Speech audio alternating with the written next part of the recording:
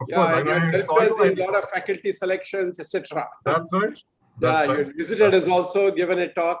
So very That's right. nice, and congratulations on Thank your new responsibilities at Kriya. Thank you. Thank you. As Thank you.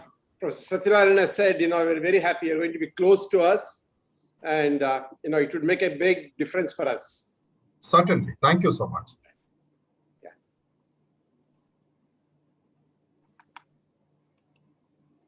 So you have already moved in, or you have? No, sir. I actually my term begins on 7th of July. Okay. I'll move in sometime in July because I'm waiting for my second shot of the vaccine. Oh, yeah. That's important.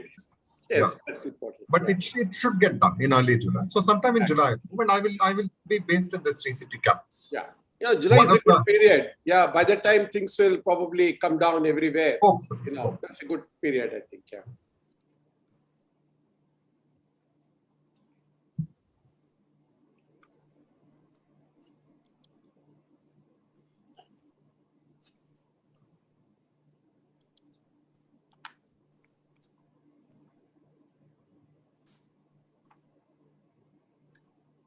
Is Professor Shashidhara, does he spend, split between Pune and Delhi, or no, sir, he's now, he divides his time between Pune and Delhi, but he's now on Leon. He's full-time with us. It's also now Dean of Research since now almost 2 years. Okay. So the research programs have got a lot of film because now we have 7-8 departments have got PhDs. Yes. And that is going to expand quite significantly in Ashoka. So he's been quite quiet. Yeah, that's good.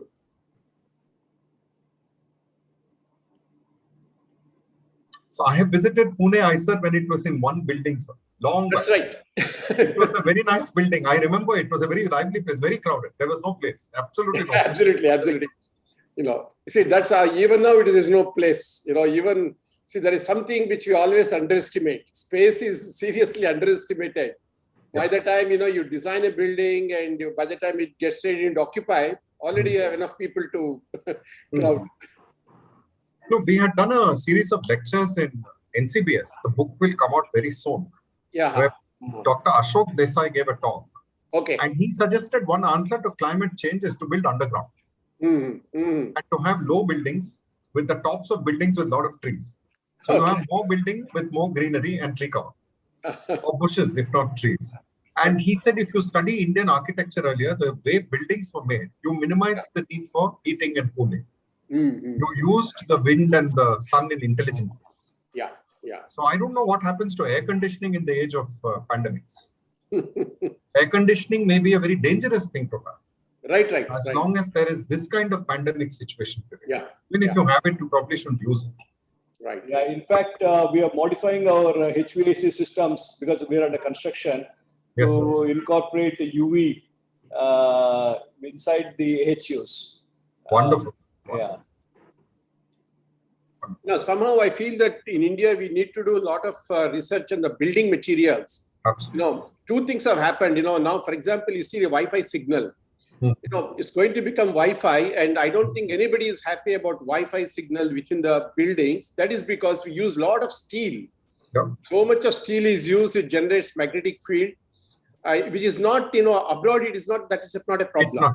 It's not. Second thing is about, we use huge bricks, very big, it reduces the space. So there is something, we have to, Professor Satyanarayana is an expert in that. We need to do some serious building material research, for the future to cut down heat, at the same time, reduce the steel component, etc. Because it's going to become a problem, this Wi-Fi signaling for mobile, internet, the whole future is on Wi-Fi. And if you cannot operate within a building because of Wi-Fi signaling, it's a terrible situation. Hostels, for example, we had to put routers in every room because you don't get signals. That's right. That's right.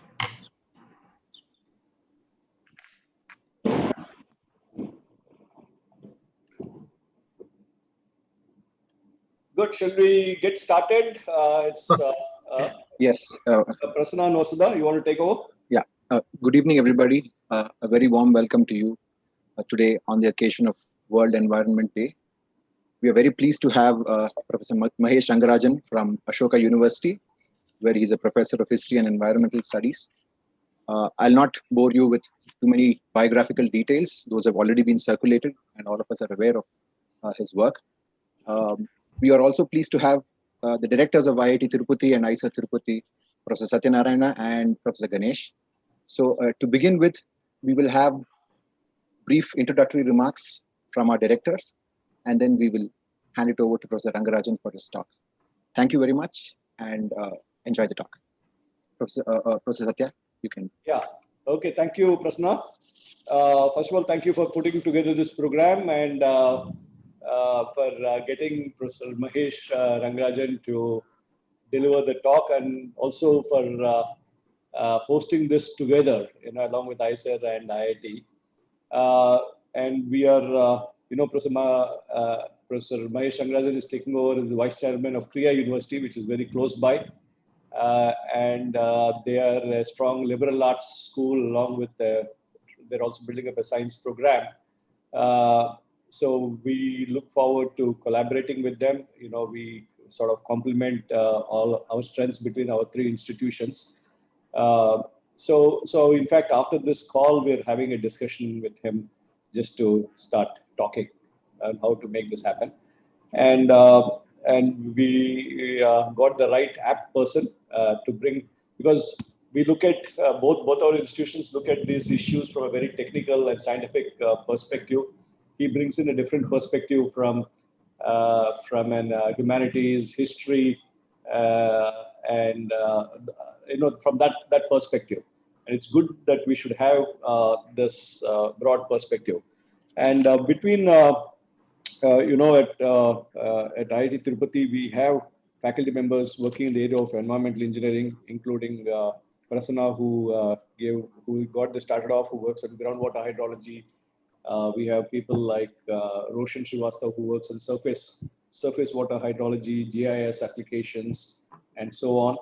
And then we have Dr. Suresh Jain, who works on air quality issues with respect to the environment, and Dr. Shihab, who works on water quality issues, and Dr. Chandrasekhar Bainipati from our humanities group, who works on environmental economics and works on the area of economics of climate change. So we're trying to build up this capability in environment. In fact, our civil engineering department is called the Civil and Environmental Engineering Department, to give the emphasis to environmental engineering at the institute. And where possible, we also collaborate with our colleagues at IISER. Professor Ganesh will talk about it, with the ecology group there, Nandini and Robin and these people. So in fact, our colleagues between the two institutions are trying to create some ecology initiatives. And they've also had discussions with people like Srini Raju and these people on the, you have the big estuary near your institute, the Pulicat Lake. So they want to do some studies related to the environment, ecology, socio issues related to the Pulicat ecosystem. So these people come with the technical expertise, and now that you're there, you're going to be there. I think this we could really do some substantial studies between Kriya and IIT and IISER. So with that, thank you for accepting our request, and look forward to the talk today. Professor Ganesh? Yeah, thank you very much. I join Professor Satyanarayana in extending a very warm welcome to Professor Rangarajan, and also welcome him to our vicinity as the Chief of Kriya University. And as it was mentioned, we have a great opportunity being close to each other in Engineering Institute, Science Institute, and also Kriya, Humanities, Social Sciences, and now giving emphasis on environment, etc. It's a great opportunity, and it was very nice. And Professor Rangarajan, we are developing a kind of a cluster within Tirupati and around region. We have quite a few good institutions. In fact, Tirupati is known for his temple and other things, but very soon I think it will also get recognized for the institutions, the science, academia, etc. We just had a meeting with all the institutions around to create this cluster with 2 universities, and there's a Sanskrit University and this IIIT close by, and Kriya University also. So we greatly look forward to that. And particularly environment, we all know about the science aspect of it, but I think you are an expert in the environmental history. I think when it comes to environment, history also becomes important because environment is something which keeps changing. History is past as seen by present. The past events don't change, but the present keeps changing. So the way in which you perceive history keeps changing. Same thing is to do with environment also. And it has a science component. I think today, when all this COVID thing is happening, we all know the, people are dying, etc., etc. But one thing which I'm not sure how many people have recognized is its positive impact on the environment itself. The cities becoming clean, the water becoming clean, etc., which clearly said how much as civilization we have contributed to, destruction of the environment. I think that is a great lesson. Although, COVID, we always remember, we can never forget the negative impact, the loss of lives, humanity, everything. But it will also leave an opportunity for us to look back and see how much, we have spoiled the environment and how a good environment can create. Actually, we can see in our own lifetime, how the animals, they were all looking for food. Now they're not getting food because of how they're migrating.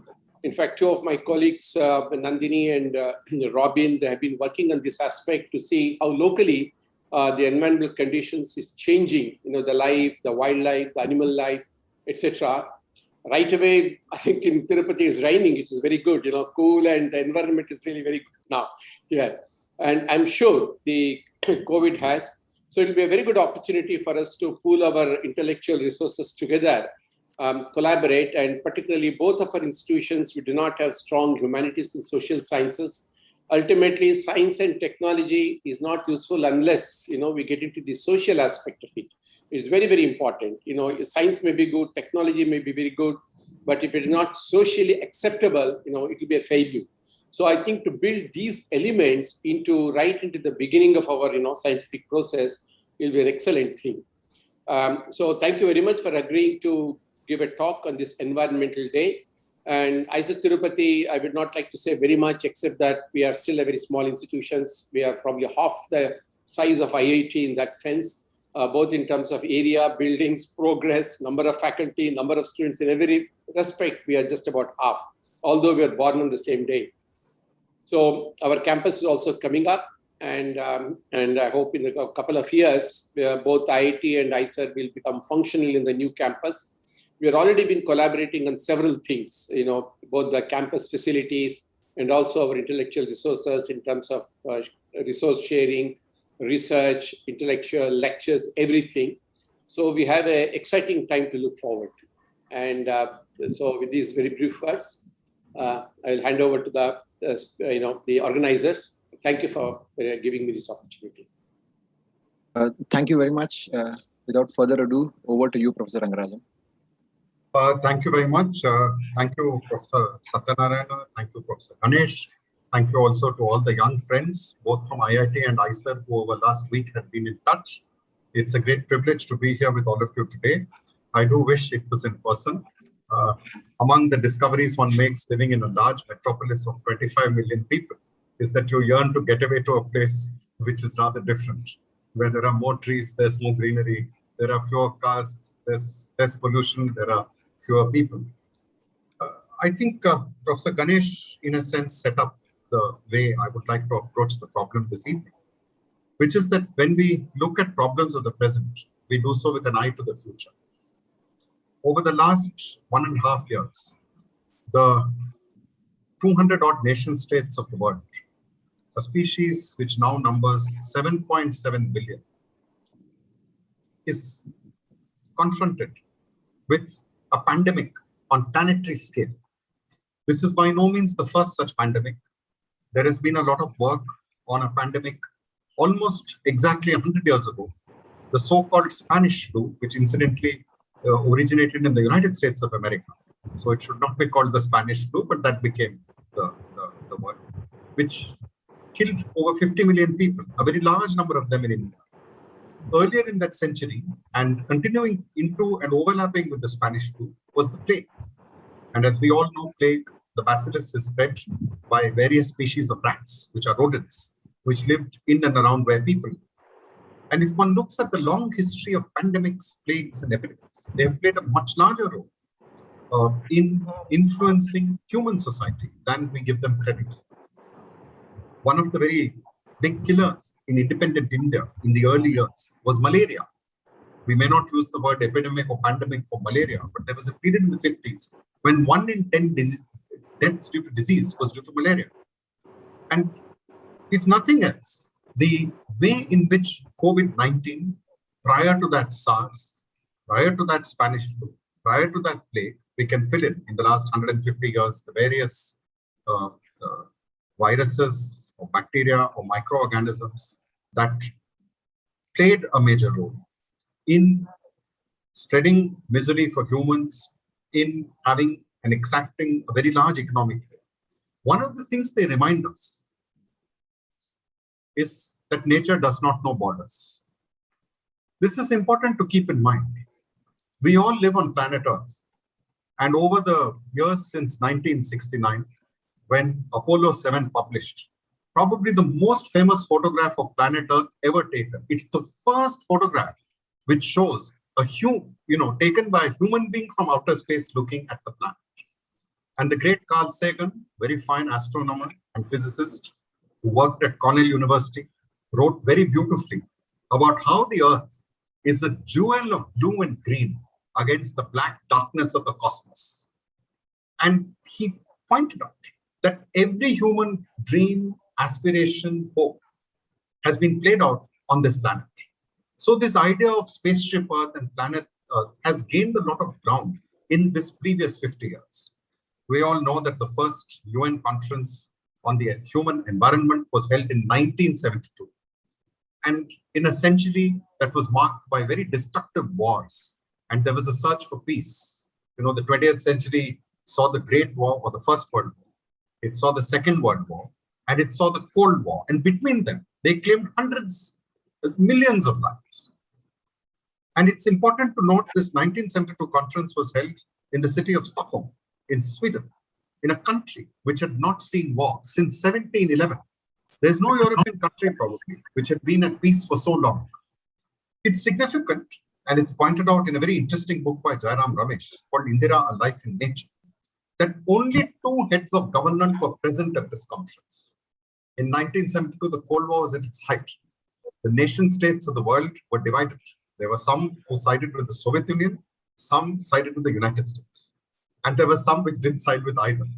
And interestingly, both Sweden and India were represented at the Stockholm conference by their respective prime ministers, Olof Palme and Indira Gandhi.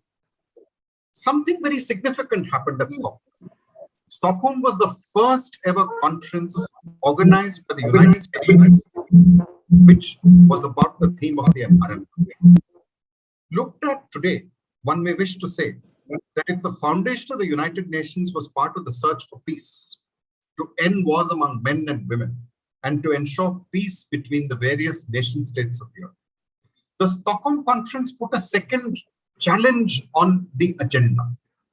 It was, how would we accomplish a peace with nature? If I can take it to an abstract level, a peace with nature, we may take ages to define what it means. But what happens if we take the meaning of peace and extend it beyond the human species to other species? What happens if we think of peace and extend it beyond our generation to future generations? This is a very difficult philosophical question. It has no easy answer. But I do think that since 1972, the various conferences of the human environment, the various efforts by stateswomen and statesmen have grappled with this problem.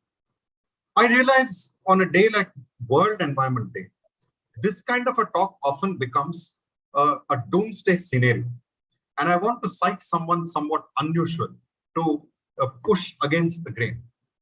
Soon after he took over as the first special envoy of the President of the United States on climate change, John Kerry, formerly Secretary of State, formerly a senator, gave a very interesting interview to CNN.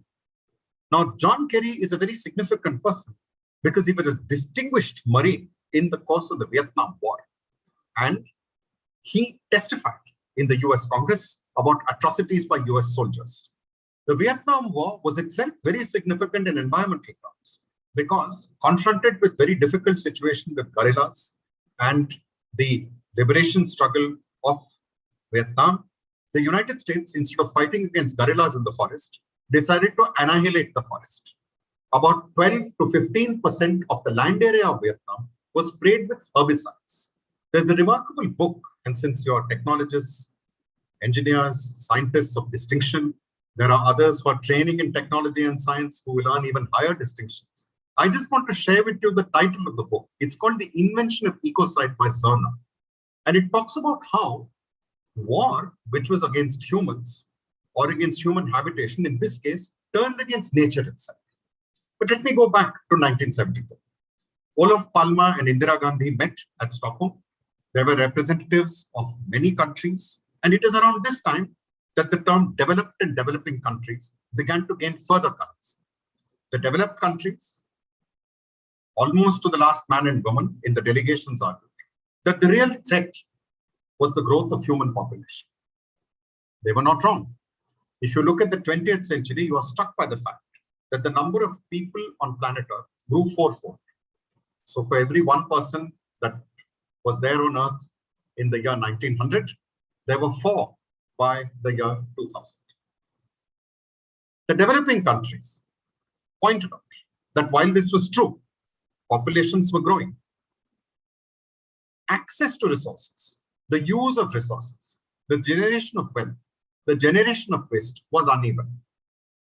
Many years later, in 1980, there was a very interesting document called the World Conservation Strategy. It was put out by somewhat conservative conservation organizations, Worldwide Fund for Nature, International Union for Conservation of Nature.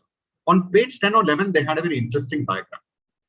They showed how one American consumes as much energy as 241 Somalis. You can change that statistic slightly, but I think it's a very interesting point. All humans live on spaceship Earth, but all nations on spaceship Earth are not equal. All humans are not equal, not only in terms of how much wealth they consume, but how much waste they generate. One major change, however, in this 50-odd years between Stockholm and today is important. In much of the Western world, and I refer to Europe, both West and Eastern Europe, in the years after the Cold War, Germany, for instance, West Germany, which had developed very good environmental standards for air, water, building materials, recycling, extended those standards into erstwhile East Germany. So if you were a person living in Eastern Europe, the environment around you today is much cleaner than it was 50 years ago. Similarly, many of the key issues, air, water quality, extinction of species in the United States, Japan, Western Europe, countries like South Korea, have been addressed to an extent. A large part of their wealth has been used not just to develop new technologies, but to develop new practices. And it is very important here that the environment and its quality cannot be separated from the larger issues of governance. There is no doubt at all that freedom of expression, of speech, the freedom to debate on issues of science as much as culture, the development of regulatory institutions all helped in a major way. I'd like to just make special mention. In 1962, one of the most significant books on the environment was written, Silent Spring.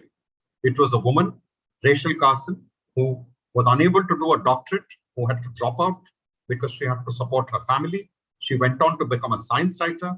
And this singular book had a very important place in the environment debate. Carson argued that science ought to be allied to life, and drawing on very important scientific papers, the unpublished version of her book has 55 pages of footnotes.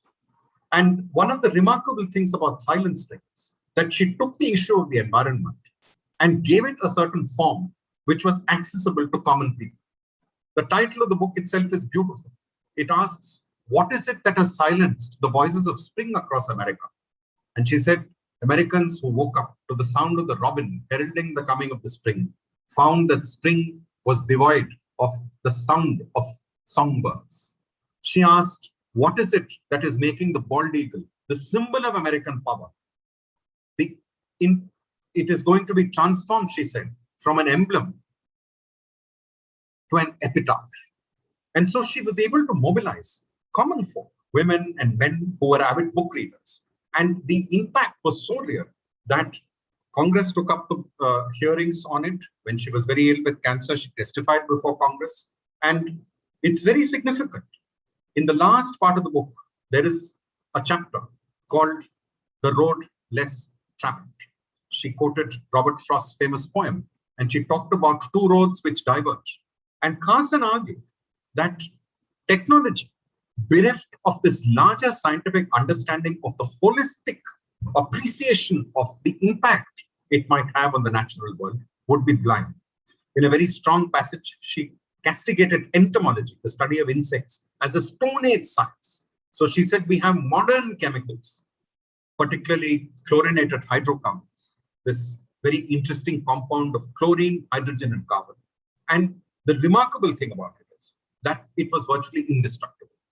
It not just killed the insects that it was supposed to target, it continued to pervade the ecosystem as a whole. In a very beautiful passage, she talked about leaves falling down, the leaf litter eaten by the worm eaten by the robin, and the mother robin's entire body being transformed because the enzymes which give a signal to create the shell of the egg do not work. And so the robins either do not lay eggs, or more seriously, the eggs are laid and they do not hatch.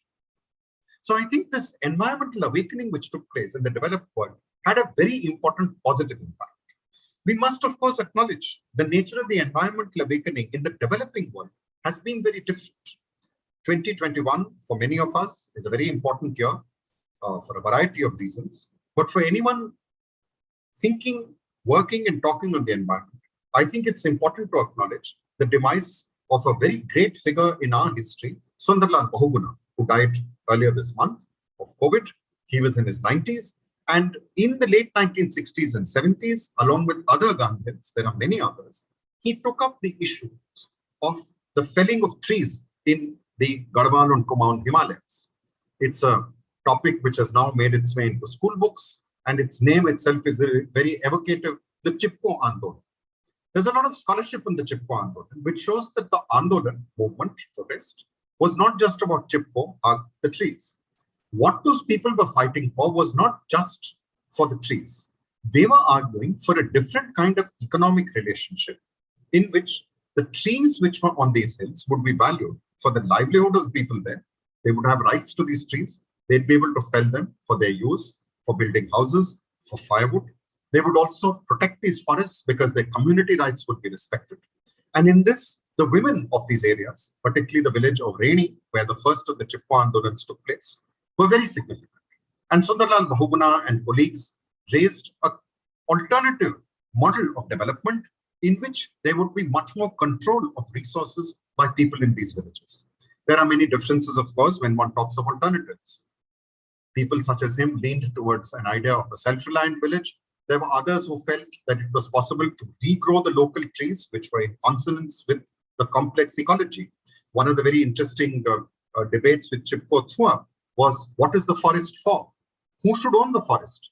And there was a marked divergence between the forest department's own view of the forest, which was largely about generation of revenue, increasing the production of resin, and increasing the output of timber. I will quote a very interesting forest department slogan, Kya hai jangal ke upkar, lisa, lakdi aur vyapar. What do the forests beg? Timber, resin, and trade. Lisa, lakdi aur vyapar, varnijya aur desh ke aadhar. That is resin, timber, and trade, the basis of prosperity and our nation.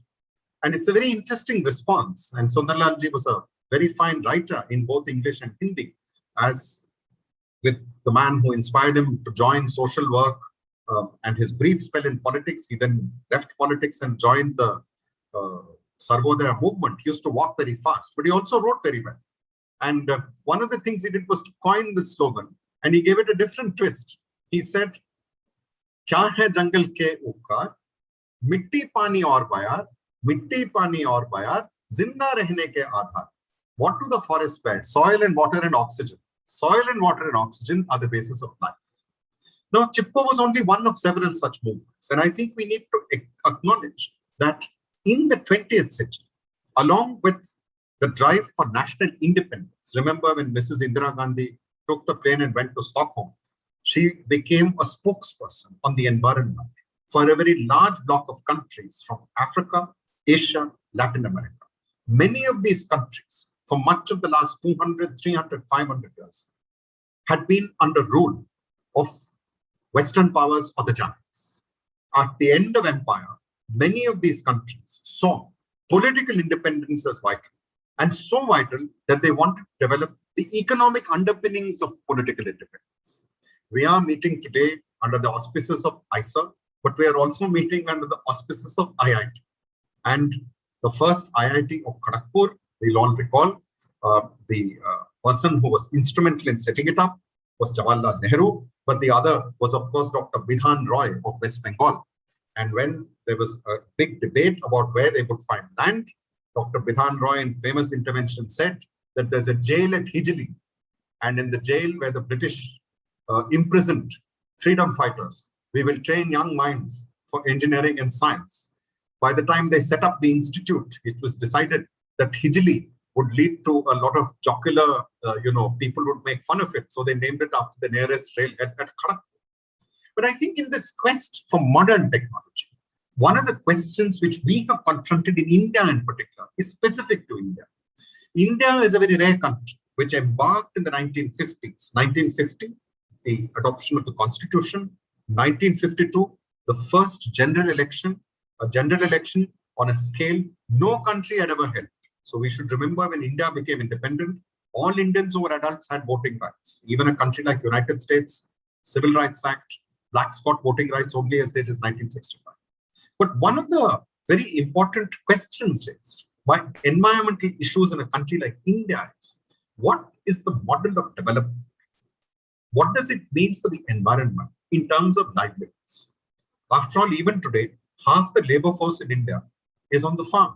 There are people who are farming, cultivating, herding, hunting, and fishing.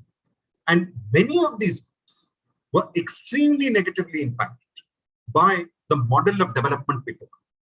In the 1970s, the movement of Chipko was not alone. In Jharkhand, which incidentally is the Persian word for land of forests, there was a very interesting slogan that Sagwan means Bihar and Sal means Jharkhand. Sagwan is teak. Forest department was felling the sal trees and planting teak to raise revenue. And the Adivasis were arguing that the sal is not only a tree for us, it is part of our culture and life. So there is a very important point we need to think about. When we think of development, what is development for?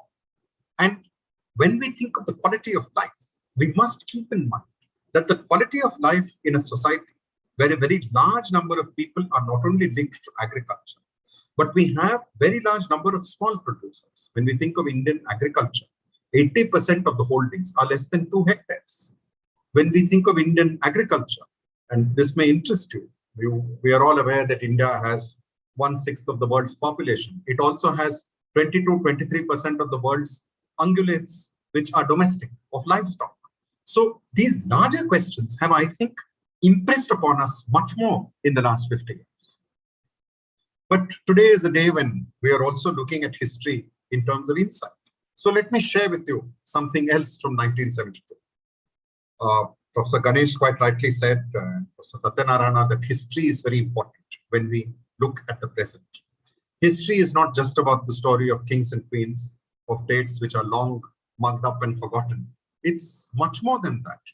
A dialogue about the past. It's a dialogue about the past which gives us an idea of how we came to where we are today. Why are we at this particular crossroads? Were there particular kinds of choices that were made which had consequences, some of which were not clear at the time they were made? Let me share 3 very interesting events of 1972. One of them was in September 1972, there was a coup in New Delhi. This coup may not be known in many of the history books. The lion, which was the national animal of India, was displaced by the tiger. And when there was a press conference, the chair of the Indian Board for Wildlife was asked why this was so, Dr. Karan Singh, and he argued that the lion is found on only one state, Gujarat, and it will remain the state animal of Gujarat. The tiger is found in 11 of 16 states. He said that the tiger will be a symbol of unity in diversity. Around this time, Indian government documents stopped referring to the tiger as the Bengal tiger and started referring to it as the Indian tiger. It may interest you to know, of course, that there are 6 countries in Asia which have declared the tiger their national animal. So it's known as the Bangladeshi tiger in Bangladesh, or the Royal Bengal tiger, the Indian tiger. But one of the ideas of declaring the tiger as national was not simply to protect the tiger. The tiger became an umbrella, if you like, for a new kind of awareness of the significance of the natural world in everyday life. The network of tiger reserves, 9 of them, today there are 50, help not just to protect the tiger, but also to protect nature in its entirety. The idea that every species had a role in the larger web of life, articulated by figures like Reshil Kasim, actually found accomplishment in a project like Project Tiger. So if one were to think about the environment, both the Chipko Andolan, because it raised awareness about the loss of forest, it led to the Forest Conservation Act in 1980, and Project Tiger, were very important instances and initiatives at a time, 40 or 50 years ago, when India, to be frank, was a much poorer country than it is today. They were both acts of great foresight, and they had very significant long-term consequences. Not all the consequences were positive. If one looks at Project Tiger, this idea of unity in diversity did not always include people who depended on the forest. Very close to Tirupati in Telangana is the Srisailam Nagarjuna Sagara Tiger Reserve. It spans parts of both Telangana and Andhra. This is an area where there is a very interesting scheduled tribe known as the Chenchus. And many of these Adivasi groups have, and I think this is admitted by successive governments, not benefited from the fruits of development. The rates of longevity, literacy, per capita income, the number of them dependent on hard manual labor, the wages they earn are low. Interestingly, their relationships with the forest, with dryland agriculture are very deep. This is a very significant area because it became probably the largest or one of the largest tiger reserves in India in the 80s and 90s. For many years, there were groups of insurgents who spread mayhem. They killed state officials. They extorted money from many of the people there, and they took control of the reserve. Once this area was secured by the security forces, a lot of wildlife scholars and experts went in. And it's interesting, in 2008 and since, estimates of tiger population in Nagarjuna Sagar Srisailam show a very healthy population. There are various estimates, 60, 65, 70, 72. In other words, the Chenchus who had no rights in the reserve, they were simply managing to subsist there, and they were tolerated by the forest department. They had not annihilated the wildlife. They hadn't exactly protected it because they continued to hunt, but it was on a small scale. And I think that this kind of instance, I want to emphasize, you can find other kinds of instances where there are groups of Adivasis who, because they continue with old types of hunting, such as Mela Shikar or collective hunts, have annihilated the wildlife. But I want to emphasize this. One of the challenges in a country such as India is, how can conservation of even species like the tiger be inclusive? If you see today's Times of India, there's a superb piece, and I'm saying it because the author is from a family who has roots in Madanapalli, though he works in North India, on a very beautiful bird called the Saris crane. It's a 5-foot-tall bird. It lives in pairs. It's very famous across North India, Pakistan, Bangladesh, because it mates for life. It's protected by custom. And one of the points Gopi Sundar finds is the Saris crane is actually gained by the expansion of agriculture. And the reason it is gained is because it is deeply revered by people locally, who even in very, there are parts of India very famous for political social violence, like Etawah and Mainpuri in western UP. There are young people here who may be seeing, Hindi films which are based on this. There's a very fine Hindi film with excellent music, which you may have seen. I won't tell you the name. In question answer, I'll remind you. But these are areas where the crane is protected. It feeds on wetlands, which have fish, and many of these are owned by communities, some of which are owned by government, but it nests in the fields. Even where it destroys the crop, people do not kill it. And Sundar argues, you can't simply rely on these customs. You need modern systems of assessing how the cranes are doing, but you don't need to lock the people out. You need to bring them aboard. So how can we have a notion of environment which embraces the rights of other species, which recognizes the value of ecological systems, but which also has a role for people.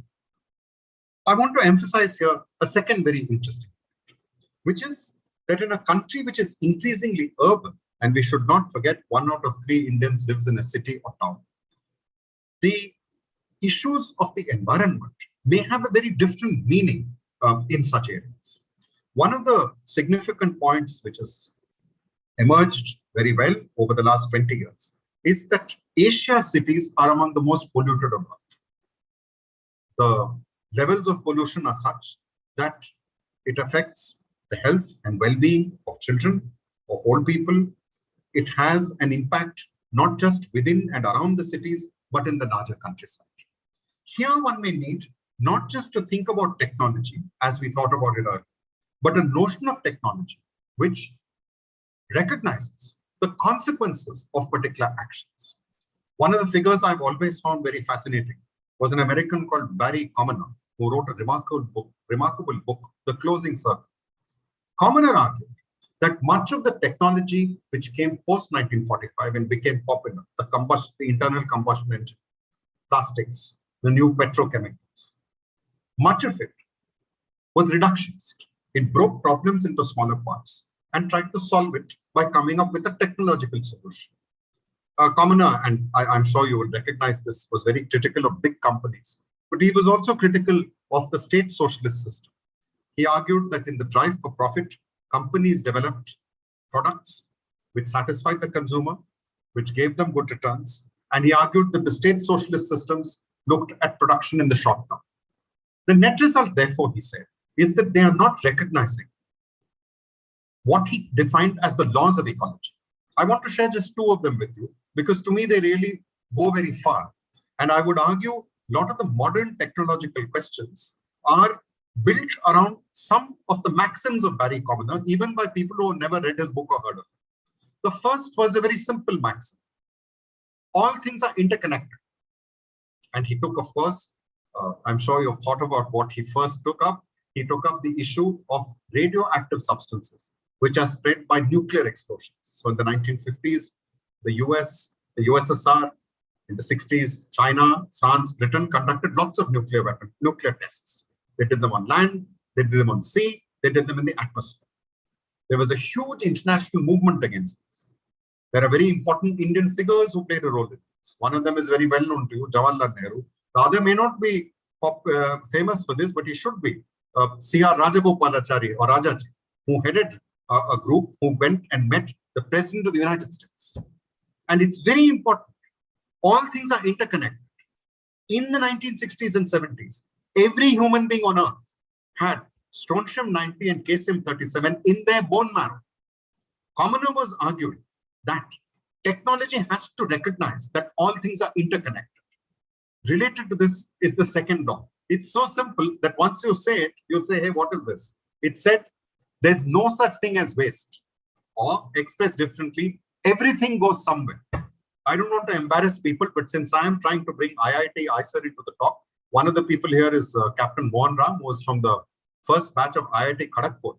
He's written a remarkable book published by Springer, which looks at the potential of recycling of automobiles. And I was surprised when I read the book to discover, and I'm not getting the technology of the book. But one of the differences in India and many of the countries which make or have been making automobiles the world buys, such as the US, Germany, France, South Korea, and Japan, is that in those countries, it is the responsibility of the manufacturer to take back your car. And there is a range of ways in which the recycling of the materials used in the car, plastic, metal, and other substances, has been encouraged. So when we look at the environment today and we look at new horizons, I would argue there are 3 kinds of horizons. What does a peace with nature mean when we think of other species and future generations? And today, the old issues of production, productivity, and equity. No, there's a big debate in the social sciences. Will we all be better off if we grow more wealth? Or will we be better off if we distribute it equally? It's a very big debate. There are people who lean in the favor of one. There are people who lean in the favor of the other. To this, we have to add a third dimension. How do we keep the earth in terms of the workplace, the living place, the air, the water, the soil? How do we keep it safe, habitable, and productive in a biological and ecological sense? It's a very important point. I was once in a school debate, and the person who spoke with me, I haven't met him ever since, but I'll tell you his name, Sanjay Hazarika. We were speaking about nuclear weapons. And he said something so funny that everybody laughed. And after the debate, we realized he said something very serious. He said the problem is with the nuclear war is not that it will kill everybody in this room. It is that even if I have a grandchild, the grandchild will have 99 teeth and a tail. Basically arguing that today we have both the means to make the earth uninhabitable and unsafe for ourselves and other species. But we also have the responsibility to keep it safe and habitable for ourselves and other species. And I'm sure you've worked out that when I was referring to petrochemical pollution, nuclear radiation, they affect human lives. This is true of a range of activities. So that's one. The second, which is very critical, is that while there will be great challenges in technology, there are equally significant challenges in the sciences. We cannot look today at any branch of the sciences in isolation from others. So the chemistry of life has to be looked at both in terms of material flows and in terms of organisms. This became very clear in India.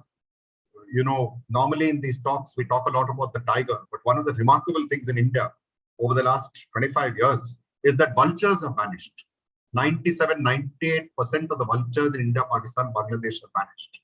And the reason they have vanished is again that their eggshell thickness has declined. But this is not just a technical problem. This vast population of ungulates is kept in good health with certain medicines. And the individual herder or stock owner will use those medicines to improve the health of their stock. Banning the medicines hasn't worked. It's been tried. And science is very important because it shows us the linkages between the health of the animal, in this case secured, but the decline of the overall health of the environment. The vulture then becomes a metronym, a synonym, a symbol, and proof that the environment needs to be kept livable. So this is a challenge for the sciences. It's equally a challenge for humanities and cultures. And I do believe that it's very important to remember, not only India, but also China, many Asian countries, many African countries have had cultures and civilizations over centuries. We should not, and it's very important, simply romanticize these cultures. Today, you know, you read a lot about water conservation 2000 years ago. You know, 2000 years ago, the population density of what is now India is estimated by archaeologists and historians at 5 per square kilometer. Today, the population density is over 400 per square kilometer. So whatever we do, we can't do what was done 2000 years ago. But what we can do and should do is to ask, how have certain environments remained habitable and productive for long periods? I'm struck by this in the city of Delhi. There's a lot of work on Delhi and a lot of negative things you'll hear about it. But one thing is very striking. Delhi has been the site of urban civilizations for over 1,000 years. And many of these were enabled by ways of conserving water. What we have accomplished in the last 25 years is to destroy some of these water sources. In most important, the floodplain of the Yamuna. You know, monsoon rivers, they break their banks, they spread out in the floodplain and they recharge the aquifer. And there's a superb study by a very important scientist in Delhi, Vikram Soni, arguing that the ridge, the forest of the ridge and the Yamuna floodplain can provide 60 to 70% of the water supply of modern Delhi. But this is precisely the period the floodplain is being paved over and built over, and the struggle to save the ridge, which is many decades old, continues. So this is a very important struggle, because what is the meaning of nature? How do we give nature meaning? In this fight for justice and peace, how do people make peace with each other? So on World Environment Day, it is a very good time to think about how do we have peace with nature? How do we have peace with nature, with a peace with people and among people, across and between nation states? How do we think in new ways, not only of technology and science, but also of history and culture? So I would argue this is a time of new horizons. New horizons, not only in terms of what you can see, but how you perceive the self. What is our relationship in terms of our larger quest for dignity? Is it material dignity for all? Yes, I think that is very important. We should not forget that. But that quest for material dignity has to be accompanied by an attempt to keep the environment safe, habitable, and productive. I know I haven't touched on a number of issues. I haven't even mentioned climate change, but time has run out. So thank you very much. Thank you very much, Professor Rangarajan. We have a few questions in the chat window. I might read those out, and then I'll request those who have questions to probably unmute themselves and ask it. So the first question we have is, when you view history as a dialogue with the past, how do you filter subjectivity or interpretational biases of different classes of historians on the same past event? It's an excellent question. Calls for a separate lecture. I think there's a superb book by John Lewis Gaddis, and one of the points he makes is that the discipline of history is based on evidence. There could be documentary evidence. There could be material evidence. There may be differences on how to interpret the evidence. There are new ways of finding new kinds of evidence. To give you a very crude example, two parents once came to me and said, our daughter wants to study history. What is there to learn in history? Will she mug up more facts? So I said, suggest something very important. They said India became independent on 15th August 1947. So I said, that's easy. But why did India become independent on 1947? One answer is that Lord Mountbatten was a vainglorious man. He chose 15th August because that's the day he took the surrender from the Japanese and others in the Southeast Asia. The other reason is that Britain was a very exhausted country after the Second World War. There was no way it would hold on to the empire. But the third is the 1942 movement was so large in scale, it shook them to their foundations. By the end of the 42 movement, they knew they couldn't hold control. There could be other reasons. They could be economic, they could be political, they could be philosophical, they could be social. So I do think that there are ways to interpret history, but I'm sure you'll agree they rest on a climate of free expression and thought. And there will always be divergent views of different classes of historians. After all, there are divergent views of different groups of scientists. There's a huge debate on whether evolution proceeds at the level of the organism, individual organism, aka Charles Darwin, or does it proceed at the level of the gene? But I think one difference, and I want to emphasize why these divergences may be more marked in the social sciences, is because we are part of the object of study. We are not separate from it. And part of that reason is that we are studying our own species. And subjectivity is bound to be there. For a third reason, often in the humanistic sciences and social sciences, the method is implicit. See, I've given a talk with a lot of anecdotes, but the way we choose the anecdote, what we seek to learn from it is a method. In the sciences, the method is often explicit. This leads often to some not so well-informed natural scientists, I'm sure there are none in this room, distinguished audience as it is, to say, ha, ha, ha, in humanities, there's no method at all. Of course, it's there, but it's hidden inside the way you do it. But I think it's a very important question. It calls for a second large lecture. Thank you. There's a second question which probably extends on Yes. what you said about population density. Yes. Would you agree that the huge increase in human population over the last 100 years has seriously undermined the environment, and that population control is central to the solution? Our own country's population has quadrupled since independence. I will quote a very famous serial from the olden days. You know, Sir Humphrey Appleby, the British bureaucrat, when asked any question, said, not yes or no, yes and no. Yes, a country which has a population density of 400 to square kilometer is very different from 70 to a square kilometer. That was the density in 1881. There's no doubt at all. And were there fewer people, you would have more land per capita, you would have more water per capita, and so on and so forth.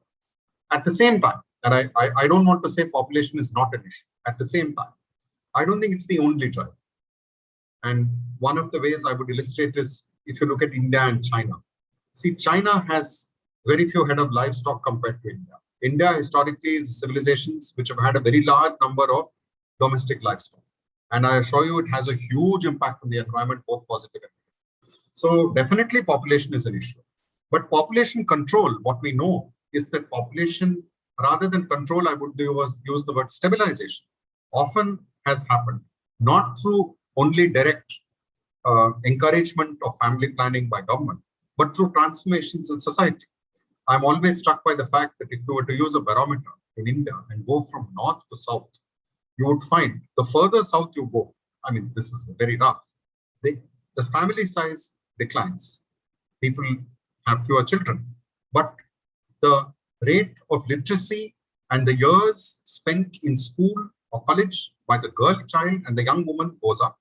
The age of marriage also goes up. The age of the first child also goes up. And the gap between the first and second child goes up. So if you take a state like Tamil Nadu, which was the first state to stabilize population after Kerala, of course, a lot of people in Tamil Nadu have access to family planning. But we must also keep in mind, 48% of women in Tamil Nadu are in post-metric education. That's a rate which, by the way, compares with the Middle European country. When you look at Northern India, particularly the Indo-Gangetic plain, much of Central India, it's a very different story.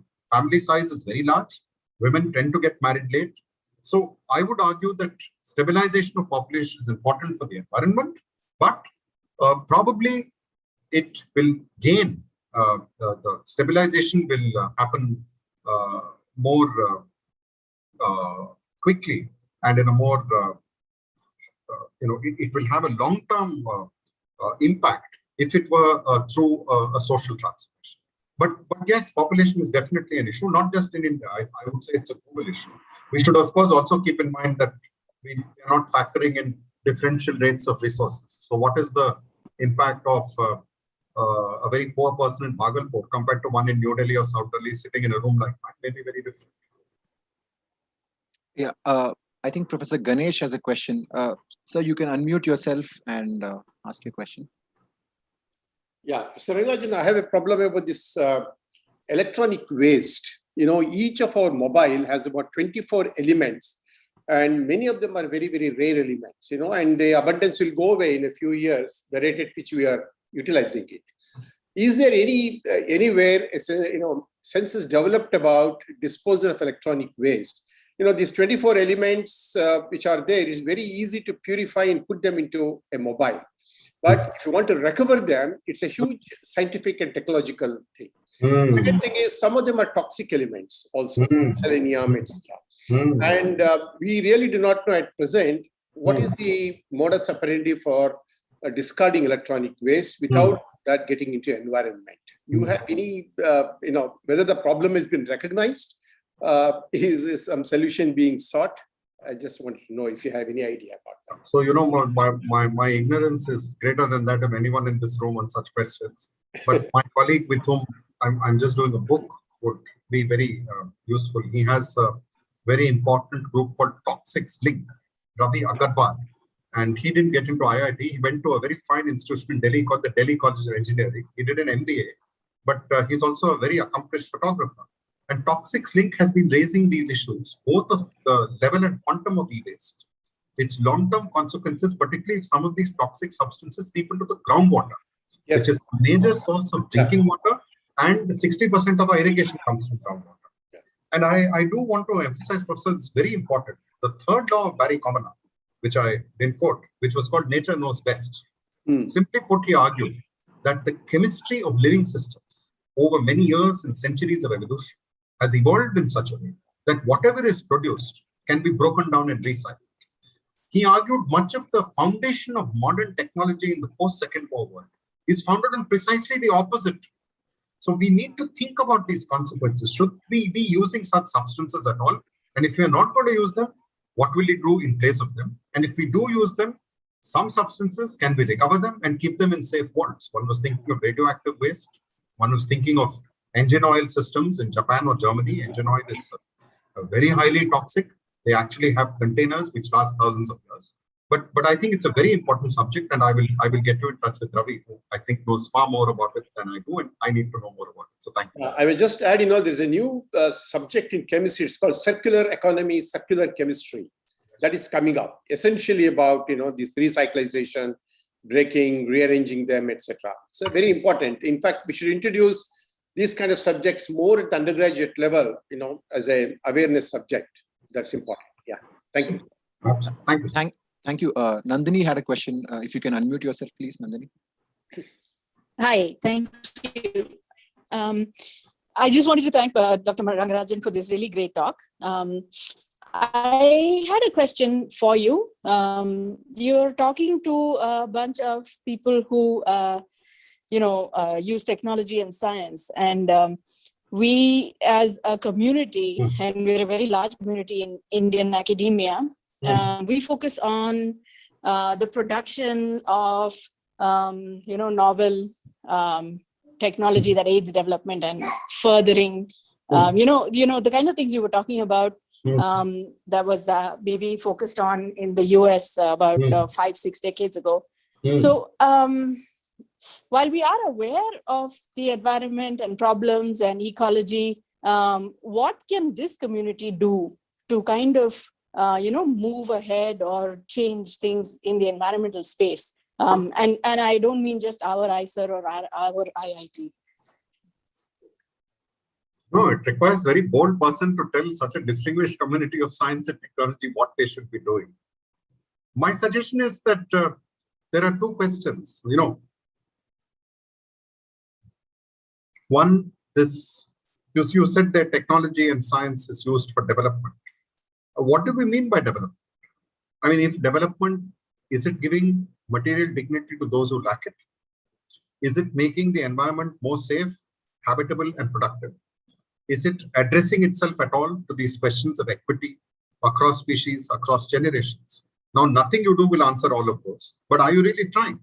And I would submit, since we are looking at technologists, and there are two I found very inspiring. I've worked with one for many years, Dunu Roy, who was from the IIT Powai, MTech in chemical engineering.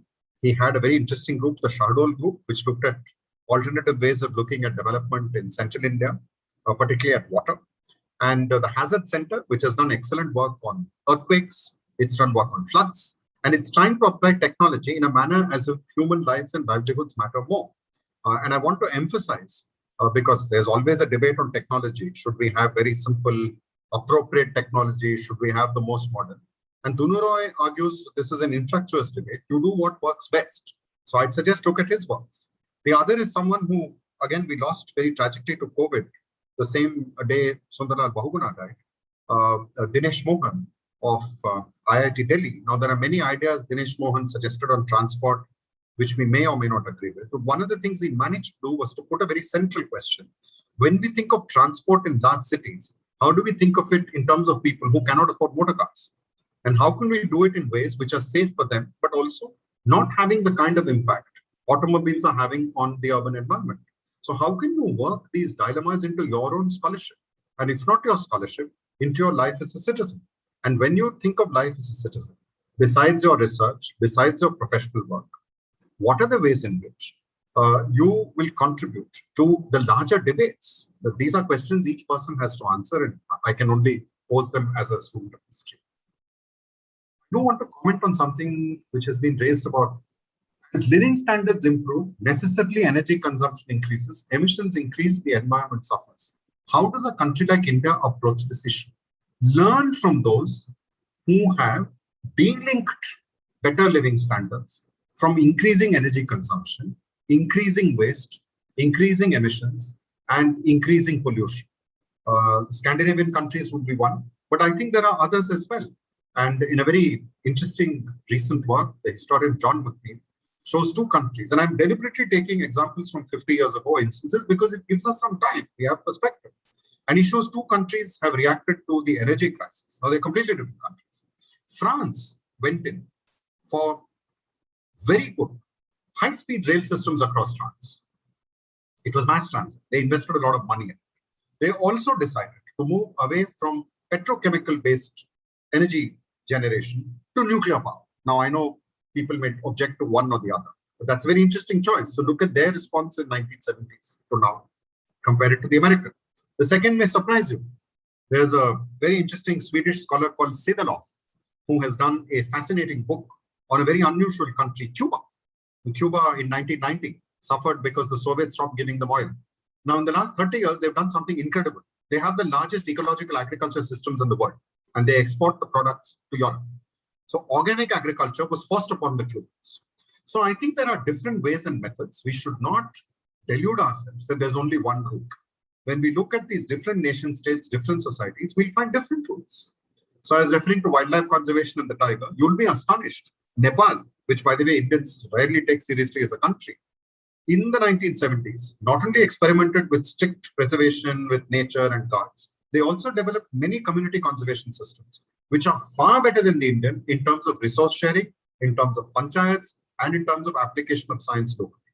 So I'd argue that rather than assume that there is only one road up the mountain, there may be many roads up and for that matter down the mountain. Thank you. There's a question from Professor B.J. Rao, where he says, India and China will leave a high carbon footprint for all their developmental activities. India is an open system, whereas China is very opaque. This asymmetry has serious impact on most nations. How does the system deal? How does any system deal with this opaque country? Yes, China is an opaque country, but it is not opaque in the manner it was in, say, the 1960s.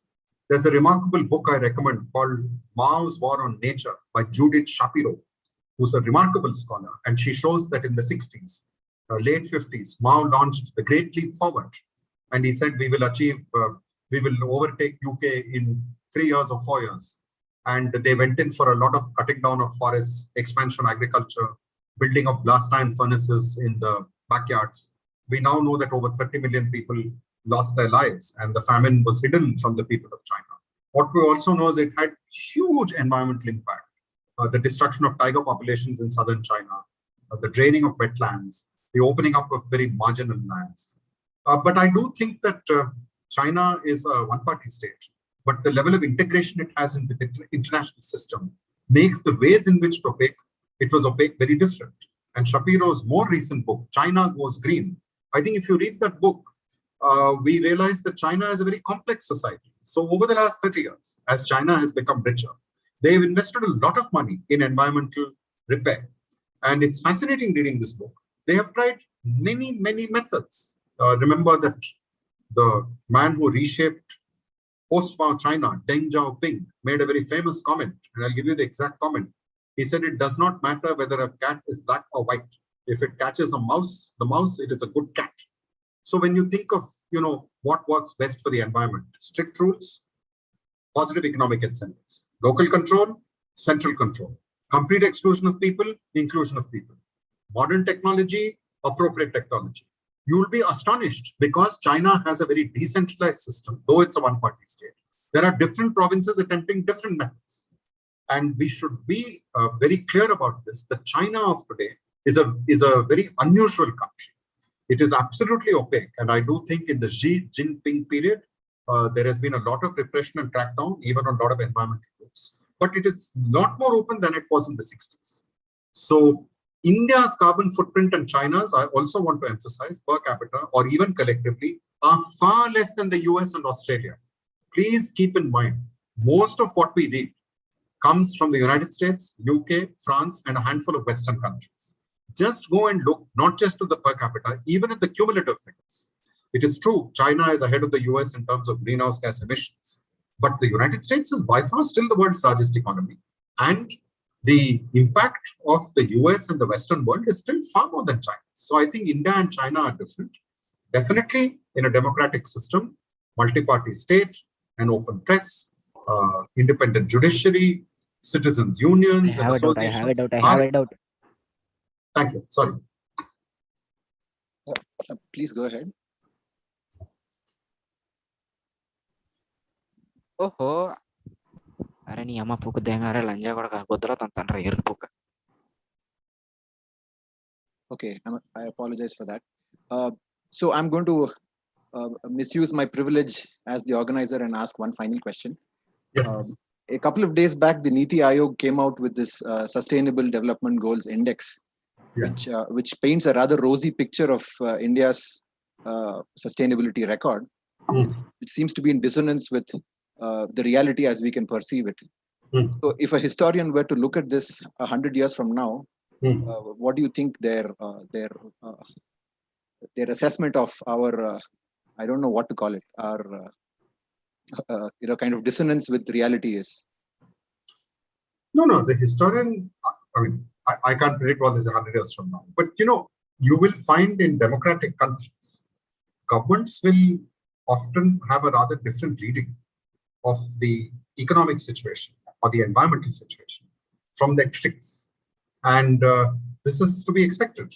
In fact, it's even to be welcomed, because you can compare what is being said with what you see around you. And a counterfactual reading would take different government sources, because there isn't one government source. There are many, remember, and use them. You know, in the 1970s, up to the 70s, government said 23% of is in India under forest cover. What they meant is 23% is under the forest department. And we have to thank the remarkable Indian space program and the satellites, which from the 70s, remember, Aryabhatta launched in 74. Well, by 78, we had lots of satellite readouts. And surprise, surprise, they showed that half the areas which were controlled by the forest department had no tree cover. Some of them had very little vegetation. It also showed some of them were very, very productive and rich grasslands. But so one may use different sorts of sources and create a counterfactual. And I think one of the points we should keep in mind, and this applies in any country, but certainly in a democracy, is that the spirit of inquiry, of the critical ability to reason, is far more widespread than we think. It's far more widespread. And we ought to respect the ability of people to be critical, to reason, and to think. So future historians will look at what governments claim, and they will also look at the critical voices, and they will assess the evidence. Thank you. Thank you very much. So now I think we've come to, Thank you. We have to conclude now. Thank you very much, Professor Rangarajan. It was a pleasure listening to you. I would also like to thank the audience who's present here. And before we conclude, I just have a small personal anecdote to share. Yesterday, when I sent out the email, Professor Rangarajan he very politely corrected me because I had written in the email that he obtained his doctoral degree. So I wanted to, and he told me that it would be more appropriate to say that he was awarded the doctoral degree. So I wanted to do that as a kind of a public apology. And more importantly, I would say that the very gentle way in which he corrected me, which is probably a lesson for all of us. And I just want to thank him for taking his time and being here with us and on this World Environment Day. So thank you very much. My privilege and honor, and thank you all very much. Thank you. Thank you very much, sir. Thank you. Bye. Good evening. Good evening.